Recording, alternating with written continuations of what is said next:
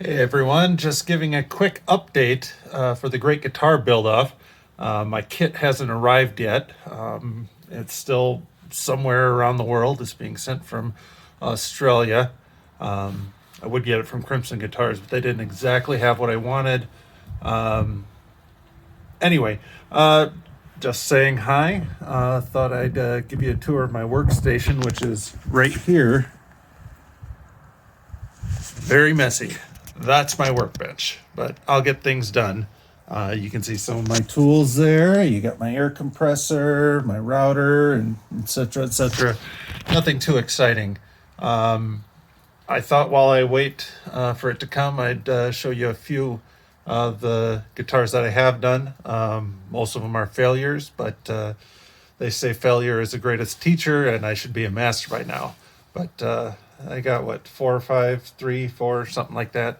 I'll show you what I've done. Okay. Okay, this is the first one that I really did, quote unquote, although not really. This is my Prince guitar. He played one like this, although rarely, although he can be seen playing it, which I will edit in a picture of it right here. Oh no, let's go crazy. Let's get nuts.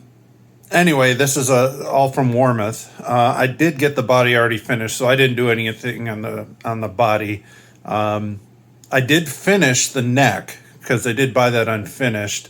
So that's where I got my first taste of doing this kind of stuff. You can see I got the Prince and Warmouth stickers on the headstock.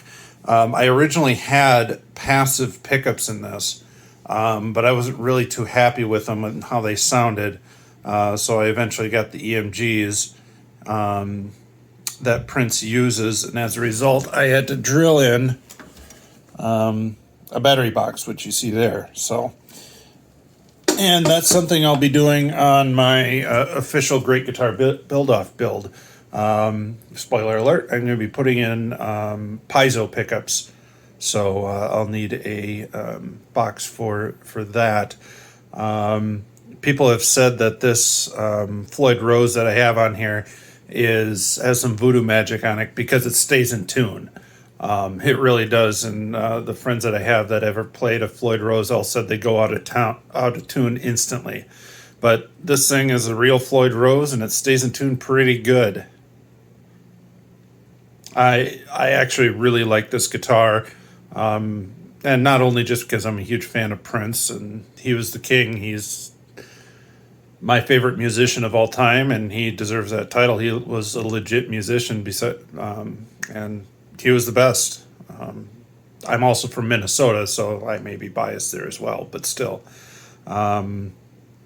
This is my favorite of the builds, although I didn't really do a whole lot except finishing the neck, and then I put everything together because it all came in parts. So on to the next one.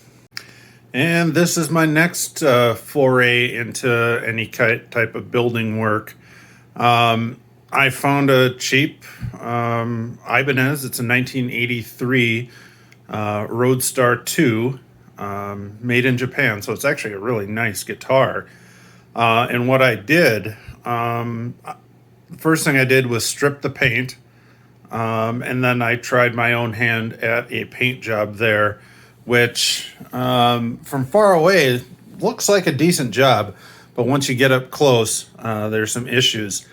I also put on a veneer on this. I put on it's a ash veneer, ash burl veneer, and that took a lot of work. And I now have a lot of appreciation for people that do veneer work.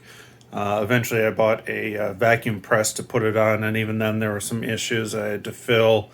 This also has binding, and I vowed after doing the binding on this one, never do binding again. It was just a massive pain, but you can see it there. It's on, although the side and the bottom there, that was an issue with that was a mistake with a router, with me trying to do stuff. I'd rather not talk about it. And I added locking tuners, added new pickups. Those are DiMarzio illuminator, and then some single coil Strat one. I don't remember which exact one. But yeah, I learned a lot in this. Lots of failure. Doesn't look great, but you know, it's 100% functional. It actually plays great, stays in tune, great tone. So I actually like it. It was my first real dig into actual luthier work, if you want to call it that. I didn't really do anything hardcore except the veneer. Learned a lot. So that's that. Now this one, it's a fretless bass. What I did was I found it cheap, went and bought it. I took off the paint on just the front. It was originally all black, and then I tried more veneer work. This was a quilted maple veneer. You can kind of see it in some spots. This was a polishing slash sanding slash. There was a comedy of errors which caused it to look like that. I'm not exactly proud of it. But, you know, it's 100% functional. It works fine as a bass. Sounds great. Put different pickups in there. And yeah, it's perfectly fine to use as an instrument and a reminder of the mistakes I made on this one. So I'd rather not get into it. But yeah, that was my next run.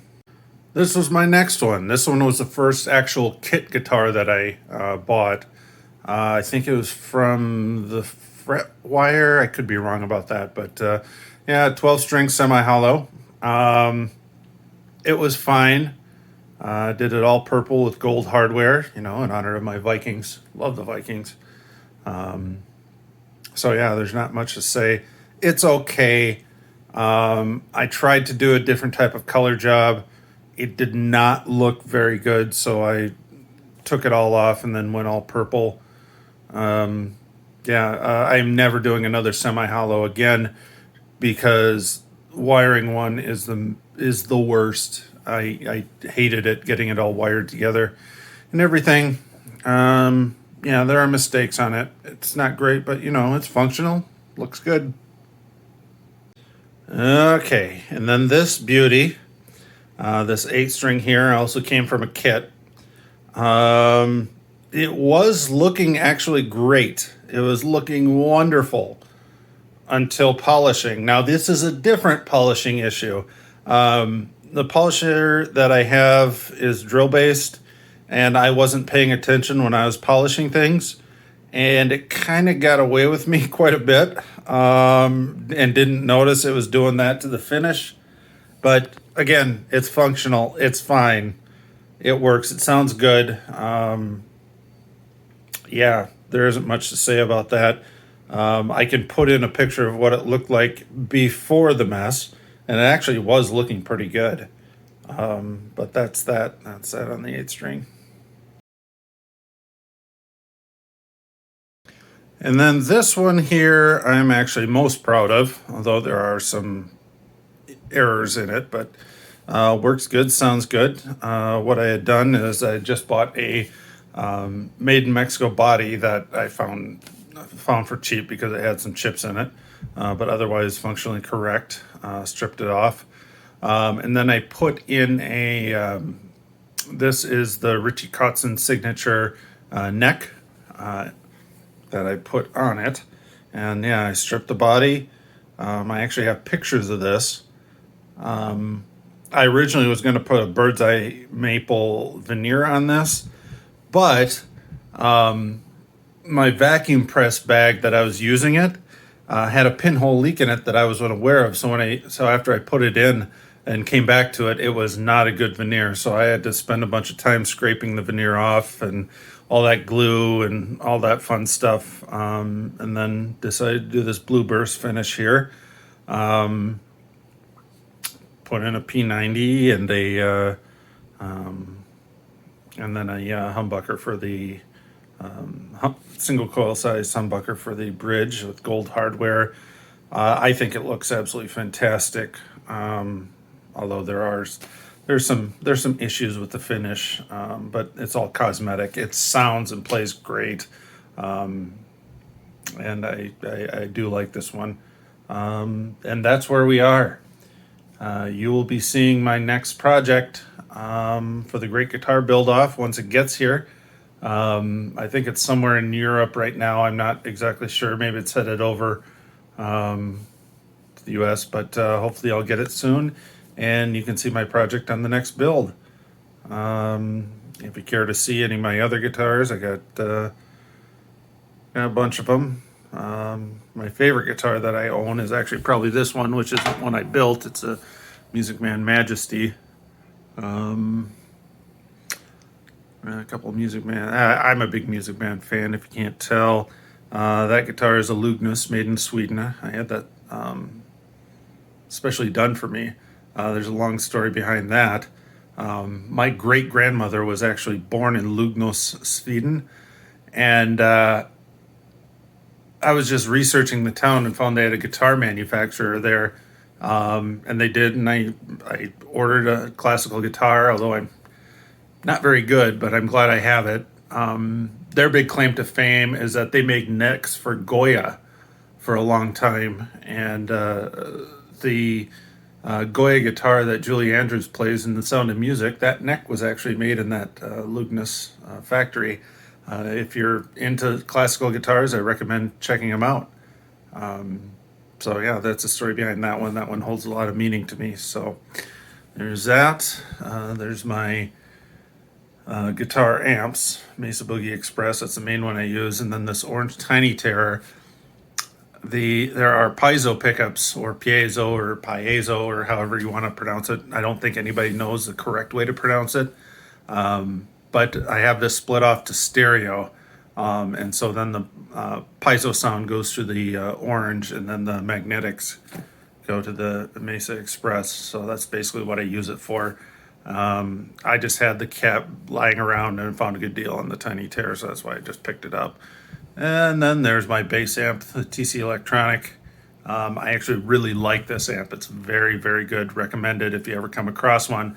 This was also made before TC was bought, I think by Behringer. I think it was Behringer that bought them. And there are people that say the TC Electronic brand went downhill since Behringer bought them. Tor left the company because he was upset with some of the things they were doing. I think that's the story goes. So don't hold me to that. I'm not legally liable for bashing TC Electronic, but this was made before Behringer bought them, so you know it's really good, in case there's any kind of doubt. But I don't want to bash TC Electronic because I don't want to get sued, and they still make good stuff from their old days. So there you go. Yeah, that's about it. If you have any questions, put them in the comments. Not sure anybody's actually going to watch this video, but if you do, great, wonderful. Here's a peek at my life.